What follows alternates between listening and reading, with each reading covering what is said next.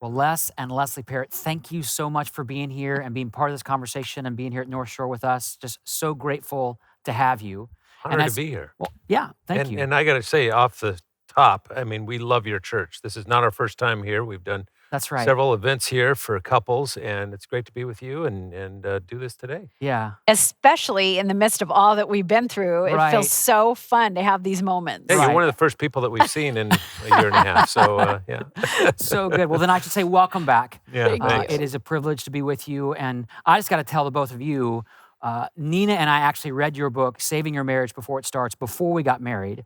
And loved I it. actually recommended or asked her to read it with me before we even talked about marriage. 'Cause Wow. I'm kind of passive, and that was my way of kind of nudge the subject forward.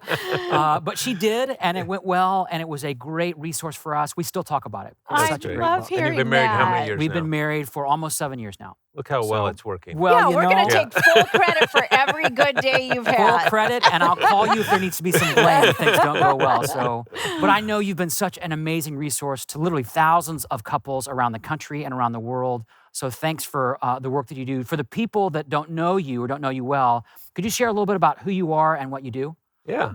We've been married. First of all, we have the same name, which is confusing to people. Yes. So Very odd. I'm Leslie. She's I'm Leslie. Yep. And it's even more complex because I'm the third, which means my dad's name is Leslie. My grandfather's name is Leslie. Then I married Leslie. Wow. So- Family reunions are a confusing experience. Well, you're- and when it came to naming our first son, there was no choice. We had to name him John. So Thank goodness John- we had that. John Right. Leslie. Yeah. Though. We had to sneak it in there. So, but yeah, married. Yeah, we're coming up on 37. You're that right? 37 in June. Wow. Yeah, so Crazy. get ready. That's Wow. crazy. Start That doesn't seem brainstorming. possible. Yeah, I know. Yeah, but yeah, we write books and Saving Your Marriage Before It Starts. I think we wrote that. Man, I don't know how many years ago, but it's more than I think 2 million couples at this point have gone through Wow. that book, which is crazy. yeah. And that's what got us on Oprah and Barbara Walters and Tom Brokaw and all the rest. It just opened up this national platform to talk about relationships Right. and marriage. And so we started doing speaking as a result of that around the country. And these days we do an event called Fight Night, which is all about conflict. Right. Yeah, which is so fun. And, we get to grapple with couples on what happens when things unravel and how can Yeah. you turn it into something that actually strengthens Yeah. you. So So that's fun. good. But I mean, I would say, even that saving your marriage before it starts came right out of our own story and Yeah. our desire for couples to experience joy together. Yeah. But to answer your question, I'm a psychologist. Leslie's a marriage and family therapist, and we've taught at the university level for a number of years and that kind of thing. We started a company with Neil Clark Warren in Southern California a little over 20 years ago, and it began like this. Neil, we were having dinner in Pasadena, and Neil said, "You know this new thing called the internet?" And we said, "Yeah." He said, "I wonder if we could help people match online to have more Mhm. success in marriage." Well, that turned into eHarmony. That's And right. so that was an incredible ride as well. So Wow. that's a little glimpse into what we do. Yeah. These days, we help couples, especially on the assessment front. We turn that Saving Your Marriage Before It Starts into an assessment we call Symbis and another one called Better Love. And so It's great. our BHAG, you know what a BHAG is? I do a big, hairy, audacious goal. Yes. Our BHAG is to see the divorce rate reduced by a third Wow. in our lifetime, particularly in local churches, just like yours. Yeah. And we're more optimistic about Oh, that than yeah. ever. You know Mm. that for every single percentage point that we drop the divorce rate, the lives of more than 1 million children are positively impacted. That's for one single percentage I point. know. It's just So astonishing. can you imagine if we dropped it, double digits? It'd be one of the greatest social revolutions the church has ever seen. Unbelievable. Mhm. So that's our BHAG. That's what we're passionate about, and that's all our efforts are kind of funneled in that Mhm. direction. So good. Well, thanks for being here. And as a church, we want to be part of that same mission. Yeah. know you so do. I'm so Yeah. grateful. Yeah. We feel that partnership. So I'm excited again to be in this conversation, not just as a pastor of a community, but as a husband who wants to have a great marriage. And one of the Right. things I hear from people all the time is, I just want to have a great marriage. In fact, I'll hear that from people regardless of their faith background. Mhm.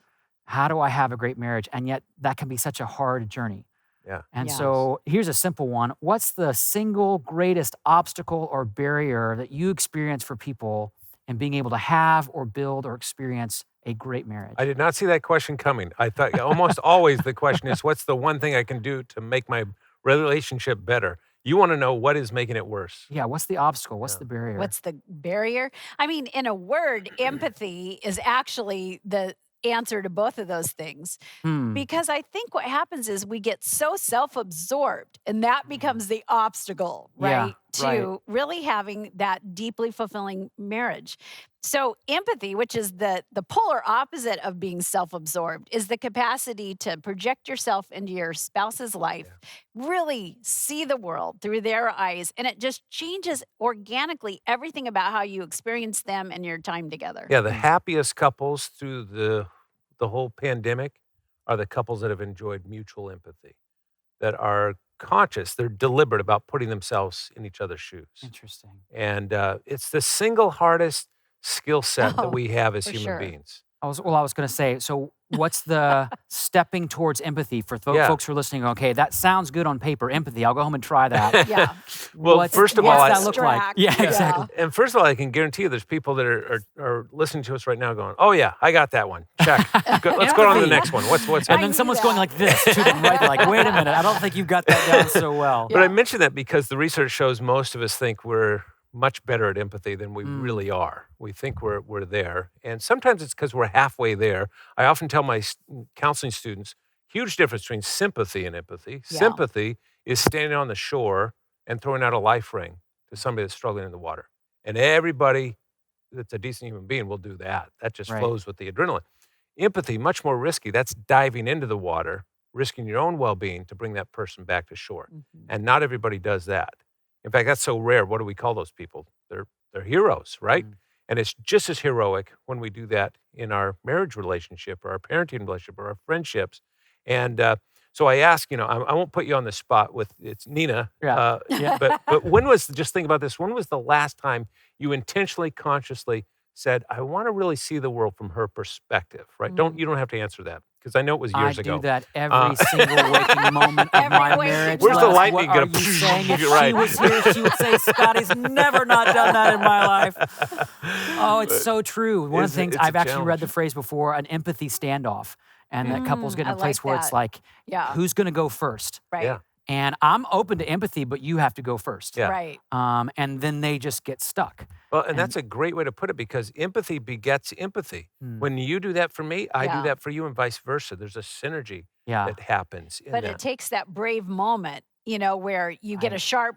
a sharp reaction from your spouse, and instead of just responding, you go, okay, let me remember they didn't sleep well last night. Right. They're disrupted, Or they have this huge project at work or Yeah. whatever it is. As soon as you kind of just work at going, oh man, if I was walking in I their was shoes in right their now. shoes. Yeah, Yep. right. Yeah. And you asked, how do you do it? Here's the key. I said we confuse it with sympathy and empathy, the two. Sympathy is all heart.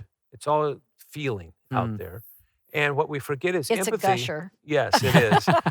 And so we have our heart, but also our head. We have to analyze as well as sympathize. It's like 2 wings of an airplane. If you want empathy to get off the ground, you've got to have that sense of, feel into it, but also have the objectivity to stand back objectively. And usually we're pretty good at one or the other. And it's a gender thing too, because men are better at analyzing in some ways, women are better at sympathizing in some ways. And as iron sharpens iron, we help each other Right. on this path to deeper empathy. But that's the goal. If I could package it, we've often said, man, if we could just bottle it, can you imagine having a Empathy spray, entrepreneurs. like a spray Yeah. bottle of empty? Yeah. You need some of that right now, Yeah. right? I do was going to too, say right? it would be working, but you want to self-spray, I think, Yeah. right? Versus can Yeah. you get some empathy from me? It could backfire. Right. It brings up another dynamic that I know has been very common this year around conflict. And I know you've studied, read, taught about this throughout the years. And I was just reading, I think the Kaiser Family Foundation found that a third of couples over the past year had reported back a much more increase in conflict sure. and what they said, a decrease in intimacy. Mm. And I was just thinking about, there's a family in our neighborhood. It's a young couple with an infant in home, and they've been at home together this past year, working from home with the baby, and they're having to navigate who has the infant in their meetings because they both work full time, right? And just that's going to be a petri dish for conflict. Oh, yeah. And our family's experienced the same thing this year. So, what are some tools or some ways, especially given what people are working through in this last year, to really say, okay, I want to have empathy, but we got to figure out how to actually do the conflict thing Right. alongside of that? Yeah. Well, that's such an important topic now more than ever. Right. Because there's even a name for it, right? Yeah. COVID quarrels or Yeah. COVID yeah, quarrels. yeah. And it's, there has been, the research has shown Yeah. Or quarantine quarrels. might Yes. be. Right. Yeah. yeah. But Yeah, and I mean, look, we started out in crisis, and everybody kind of rallies in the beginning of a crisis. But we've hit the anniversary year where we're in the chronic stress phase, Yeah. and so Hmm. in crisis, there's one kind of thing people are aware, but then when it gets chronic, it just kind of is a weariness we carry unconsciously in Right. our being, like you just feel it in your bones, and I think our marriages absorb that. And so we Wow. want to give people tools for how can they navigate that. my Yeah. favorite verse in scripture on conflict, Romans 12:18, says, if it's possible, as far as it depends on you, try to live at peace with everyone. And the reason I like that verse so well is I don't know of another verse in all of scripture. You're the pastor here, so you tell me. But I don't know of another verse in all of scripture that has more qualifiers in it than that single verse, Right, right? Even yeah. scripture's acknowledging we're going to have conflict, Right. right? If it's possible. Right. First, try, give it a shot. Do what you Right. can.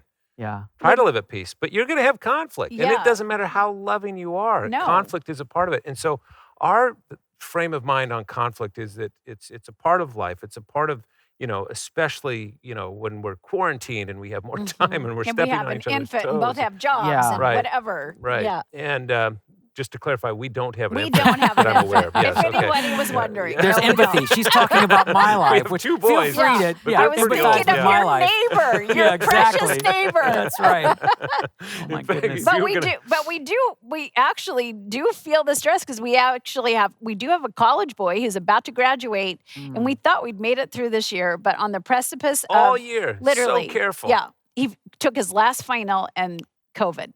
He took his literally on the last day of class, took his final exam, went to the nurse for the, they have a Yep. weekly thing. He's in Chicago in school and tested He's positive. now in isolation So- for all of the So no senior week, graduation. commencement week. Yeah. It's all so. I mean, empathy. Crazy. We Right. feel it with people. Yeah. Just the unexpectedness and the feeling that this isn't over. Yeah. Yeah. But here's the deal. Conflict is the price we pay for deeper intimacy. Hmm. If you know how to fight a good fight, it can actually bring you closer together. So the goal is not to avoid conflict. For sure. Right. If you do that, you're false, right? You're, Right. You're Yeah, not being that's genuine. in- Perpetual Inauthentic. politeness. Yeah. Oh, I love Tiptoeing that. around. Yes. Exactly. The Yeah. courtesy. Marriage is okay to treat each other lovingly, but you Right. don't want to have the false And courtesy. it used to really bother me, by the way. There is a very small percentage of couples that really don't fight. It's very small. Yeah. But they don't fight. And it's because of their DNA. It's their personalities. Hmm. And they've matched each other. But it used to really bother me when we go speak someplace at a church and speak on conflict and some couple would come up and go, we've been married for 38 years and we've never had a fight. And, I just wanted to punch them in the jaw. It's like, well, let's fight right now. I'll show you. But because I thought they were lying, but they're not. There's Yeah. there's just There a certain, is a certain kind. There's a certain type of Yeah. conflict. Personality we're that talking just about less doesn't than engage in it. 3% of marriages. Right. Yeah. The rest of us, we're going to have conflict. Right. So how do we use it to our advantage? And there's To have the good fight, not the yeah. destructive fight, because nobody wants to be torn apart by that So destructive say more about conflict. that. If you had to qualify, there's two columns. There's good fights and not so good fights, Yeah. or destructive fighting. Yeah. What goes in each well, category? first of all, in a bad fight, somebody is trying to win or has to win, Mm. right? Yeah. In a good fight, it's not about winning and losing. It's about getting to the other side of the conflict and resolving that, right? Together. Right. Yeah. Yeah. And you had a pretty good illustration for that the other day on soccer when we used to go to millions of Well, soccer I games. mean, we were talking a little bit before, and you've got a little soccer Mhm. daughter Nora's now. just learning to play we have a soccer. soccer son, and I think about that all the time. When we get in this moment where I start to feel like, wait a second, you're on a different side than me, I try to remember, no, it's that we're on the same team. We're not opposing each other. And we're trying to volley the problem back and forth like it's a soccer ball. We're trying to solve it together, Right. get that goal, and Right. score on the problem. Right. Right. They're the opposing team. Right. So whatever the stress is, it's not about us. It's us coming together to somehow be skilled enough to get the problem, and then we Yeah. can celebrate we did And it. then that's a big shift for some of us Yeah. because I'm a competitive fighter. Yes, She's not. indeed. I want to win though, and I want to show you why Yeah. I'm the winner and why you lost. I'm super competitive in my life, and so we don't change our personalities, right? Right. And that's one of the reasons we always say there's never been a marriage like yours before, and there never will be again because God Yeah. made you in a certain way with this chemistry and your spouse, and you create this together, this uniqueness, like a fingerprint together. Right. Mm. And so, but I'm competitive. How would you describe your fight type? Yeah, I'm engaged. I want to talk about every feeling I have about Yeah. this issue, but I Right. don't need to win or persuade. I just need to be heard on Mm. every issue. Right. Yes, please hear everything That wears I me have to down say. just hearing him say that again. Okay. There's a lot of, you guys have been on that track a number of times, so I Yeah. love that you can laugh about it. But you kind of constantly are trying to perfect your dance in Yeah. marriage, right? Together. And one of the ideals is to understand your fight type. Um, let's talk a little bit about fight types. Yeah, well, right? you've already mentioned it's kind of based on your personality. Everyone knows, how flexible am I as a person? In other words, do I have agendas that I really am strongly committed to, Right. or am I kind of open? Right. So, and what we mean by that, it can be about seemingly insignificant things, how you put dishes in the dishwasher. Some people have an agenda about that. No, you're doing it the wrong way. You need Yeah. to scrub it before you need to put and they're going to get involved in that, right? Yeah. That is not as flexible as the person's like, well, whatever works for you, Yeah. right? Yeah. But we're not talking character. We're just talking personality. This doesn't Exactly, mean, right. if you have agendas, doesn't mean you're not. And during the Yeah. COVID thing, I mean, remember when we used to like microwave our mail? And I mean, it was just like we were nuts, right? And you'd There scrub were everything. lots of COVID agendas. Yes. And we all had agendas at You that microwaved point. your mail? I did not, but I come I on. heard that a lot of people in your home did that. But no. No. But we were so hyped up Yeah. on it. Right. Remember love scrubbing it. every little handle and so forth. Yeah, and so, but flexibility just is a natural. And then also, how expressive are you? Some Right. of us need to. Made an example of myself. Share every feeling we have Right. on whatever the issue is. Other people want to pull in and really think it over internally. Yeah. So everyone's different on that Right. So continuum. it's So how flexibility, expressiveness, Yeah. and just being aware of what I'm bringing into the right. And yeah, so conversation. I'm not as flexible as many people. That's what makes me competitive. I or think most people. here's the right way to do that. Okay. You want to have it out right here? And I'm also expressive. If there's something that's bothering me, I'm going to tell you. I don't hold it back, Mhm. right? And there's other people that are just as kind of rigid or not as flexible like me, Mhm. but they hold it in. Yeah. And so what do we call those people? Yeah, those people. Pastors, actually. So. Well, my wife would say, I'll pause that. Sorry, all the pastors out there. I'm more wired that I way. love So that. she'll sense Yeah. there's a lot moving in you. Can you say it? Right. I'm like, I'm fine. She's like, your furrowed brow does not say that But you're what fine. happens? So what's the Well, label? what I always think is kind of, I would always think of the attorney kind of, Right, because exactly. Oh, someone who interesting. comes to the conversation fully prepared. Right. They with don't fight examples until and- they're ready to fight. Yeah. But when they're ready, you better be Look out. ready Yeah. because they're gonna quote things. Yeah. You sat in that very chair last Thursday and you told me, said- and they'll have a verbatim of So it's that kind of thing. So understanding your fight type on how flexible you are, how expressive you are. Right. We have this book called The Good Fight, and there's Mhm. these 4 quadrants that you fall into. That awareness is Yeah. really curative. Huge. You've probably Yeah. heard psychologists say this before, but awareness is curative because once you are aware of something, then you can do something about it. Right.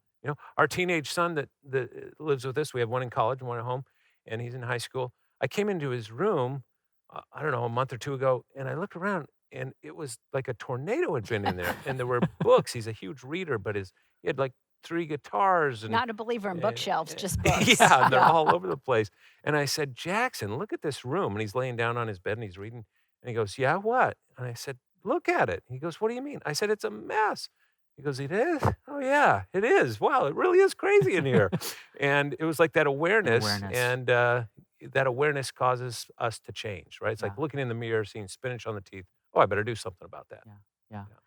I want to talk about a dynamic that I've experienced. I know Nina would say she's experienced this with me that goes with conflict. And it's this idea of blame. Mm. And I have a friend who has a magnet on his fridge that says, "I didn't say you were wrong. I said I was going to blame you."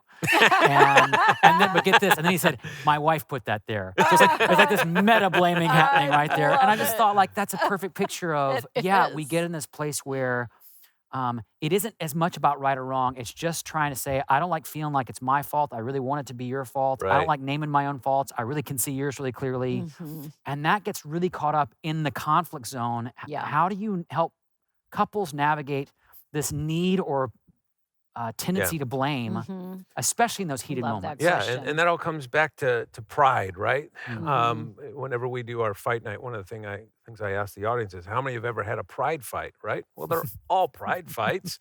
How do you put that in abeyance?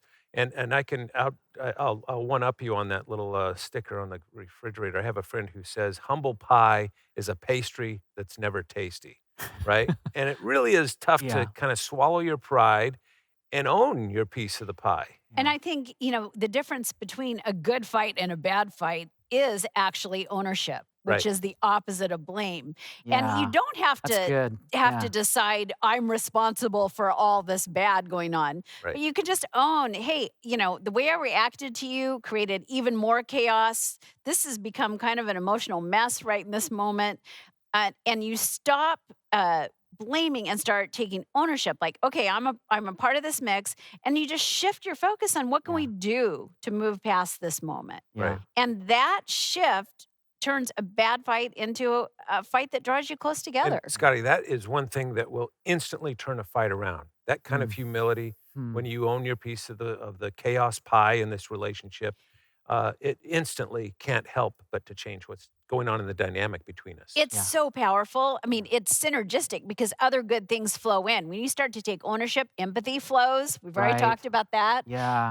Every respect, just, because you're not now belittling someone by blaming them. Yeah. You're now offering respect, and we're peers in this And it moment. shifts you from trying to win the fight. So Exactly. a cooperative spirit begins to emerge within the context of our And relationship. it's so contagious because Hmm. once I start taking ownership, it's heart melting. You Yeah. almost can't hold your ground and say, okay, well, it is all your fault. Yeah. It's just a very Well, natural and God made us contagion. with these things called mirror neurons that are so Mm. powerful that when our spouse gives us something Mhm. like that A gift spirit, like that spirit it, of ownership.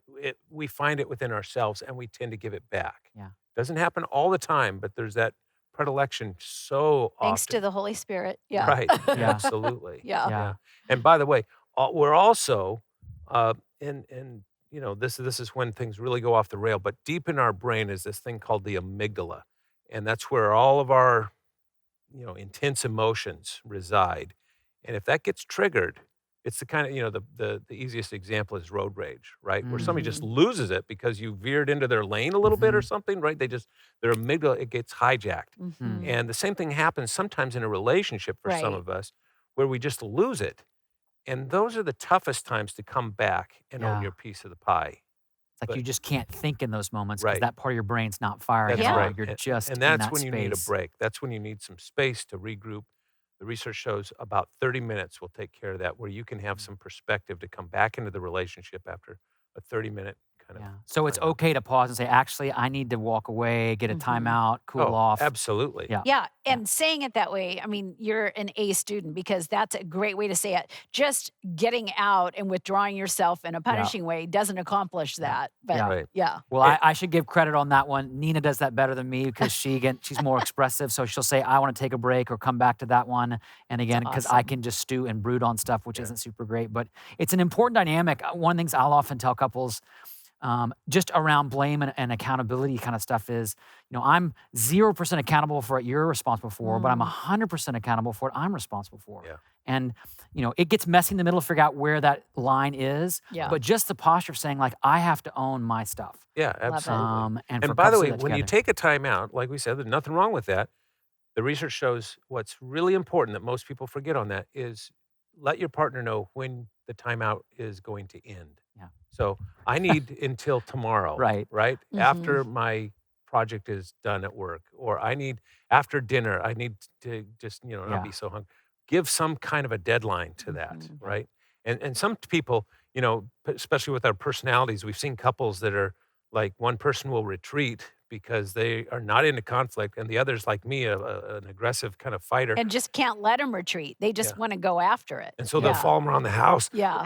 The other person's going around shutting doors, and eventually they end up in the bathroom, and the other person's like, you got to come out of there someday. I'm going to be here, right? But let that person know, I need a timeout, and I'm going to regroup, but I will talk to you in 30 minutes or in 4 hours or whatever it is. I laugh because it's, for us conflict avoiders like me, it's like, I'm going to take a little break and then I'll never come back. Like, it's kind of like, right. I'll get back. So just, you got to have a place to come back and address that. A Right. break. Yeah, exactly. So shift gears a little bit. And this one I think has been a challenge for, I know in my marriage this year and for a lot of marriages, but it actually is not just about the hard stuff like conflict or blame or the fights we have, but just the importance of play. And the importance of creating joy. And I know going through a hard season, it's like, we're working at home, we got kids at home, we don't have help, we got no babysitters around, there's no restaurants to go to for a date night. So it's like, I know, I'm venting about my life. But anyway, how do couples creatively lean into play? And because again, it's easy to get in the mode of like everything's now a serious challenge. Right. And there are moments like that, but that actually can be kind of a cycle where we don't get to come up for air and say, we can still have fun and enjoy each other. And that's actually part of the solution out of some of those cycles. Right. I love this topic I do because just too. a couple days ago, we were waiting for a ferry downtown Seattle, headed over to an island. And Jackson, our high school son, was in the car too. During the pandemic, one of the things I have recently done is focused on breathing. And I've never done this before. And I've never been good at meditation and that discipline and so forth. You're a little bit too urgent. But yes, and like all I can do is think of my to-do list while I'm meditating, and that's what I'm going to do. But I did this little app on breathing, just breathing in, breathing out for 2 minutes and focusing, and I found it to be really helpful. And so anyway, we're in our car, we're waiting for the ferry, and I said, hey, I want to do my breathing exercise. You guys want to join me? And they're like, yeah, whatever, And so I'm trying to get it going, but it's going through the car, like it's not syncing right, through the thing. And I'm getting really frustrated. Not breathing anymore. It's all getting tight inside. Yeah. Right. And Jackson, they start talking. I said, you guys, would you be quiet? I'm trying to get centered and focused so I can be a better person. And have some joy in the car. Oh, it's so good. So we all laugh so hard on that. Oh, I mean, and actually, I love that example because ownership and awareness is really playful. Yeah. It's so relieving when Right. somebody just owns Just their to go, I'm an moment. idiot. Yeah. What am I thinking? And we all, and that gave us permission to just laugh. We had the most playful Right. laughter we'd had in a We long laughed time. pretty hard It was about so that. good. Yeah. But I love that question. And play is huge.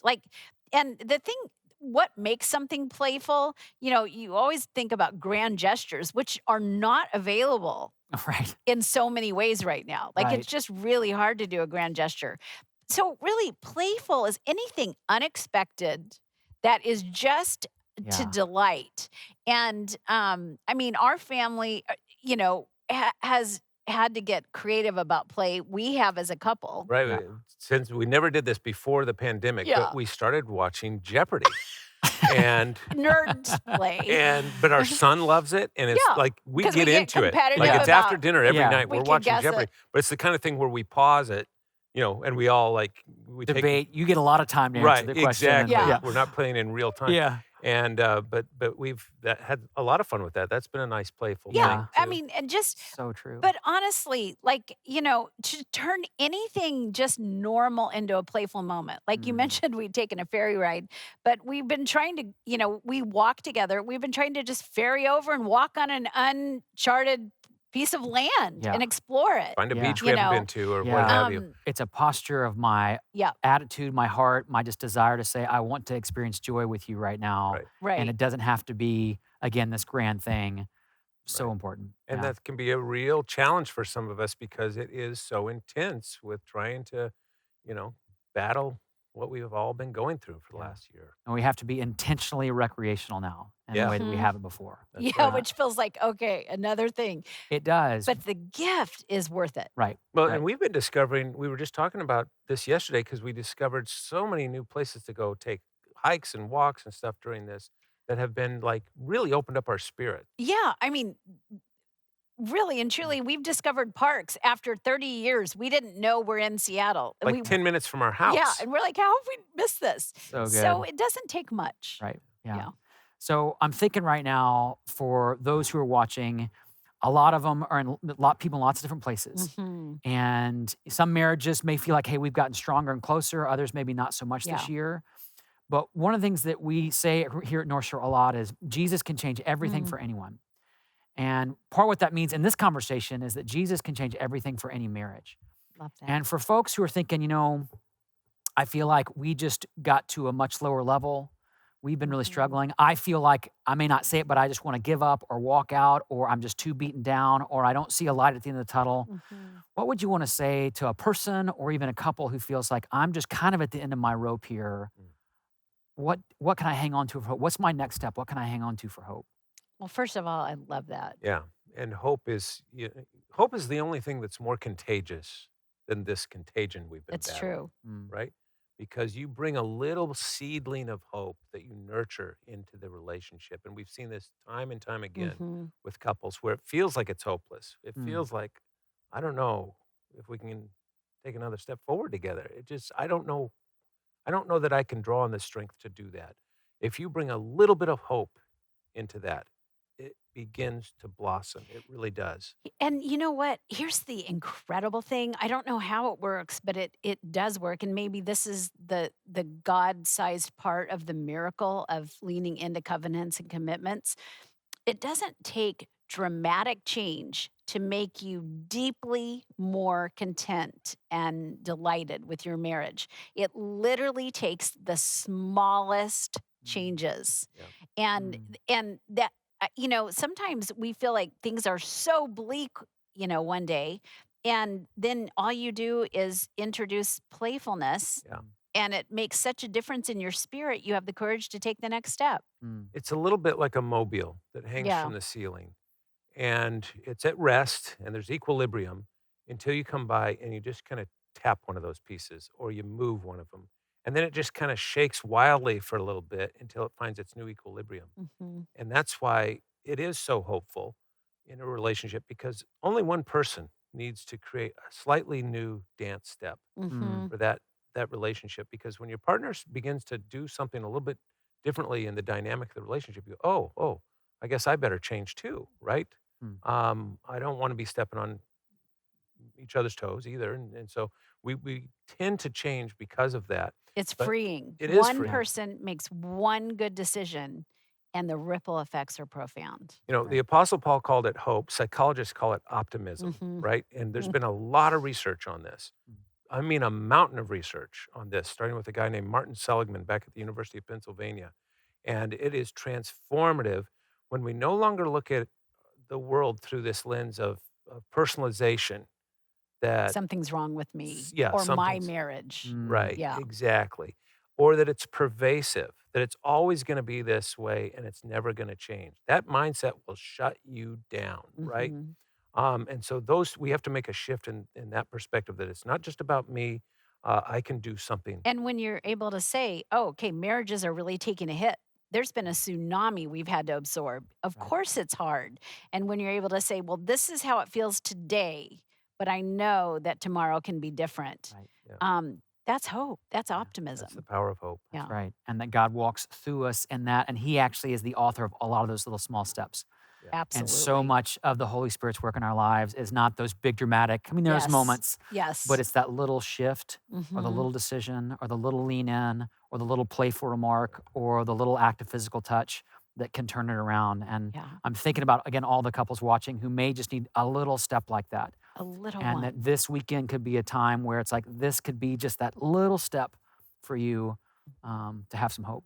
yeah. It's all about moving from bad to better and from good to great. And wherever you are on that continuum, Mhm. it's just another step. Another It's that step. little, every pastor has used this illustration of the either the train tracks or the airplane that just moves 1 degree and it completely changes the destination, Right. right? Hmm. Because as you travel over time. And it's very true. That's why we use that illustration. It's Yeah. so Mhm. true in our Yeah. relationships. Well, thank you again for being here. Just super rich conversation and a joy to get to spend time with you. And just, it's going to bless a lot of people. So thank you so much. It's been our honor. Yeah. And again, blessings on you and this church because you guys do an incredible Yes, you do. work up here. And we're honored to be a part of it today. Thank you.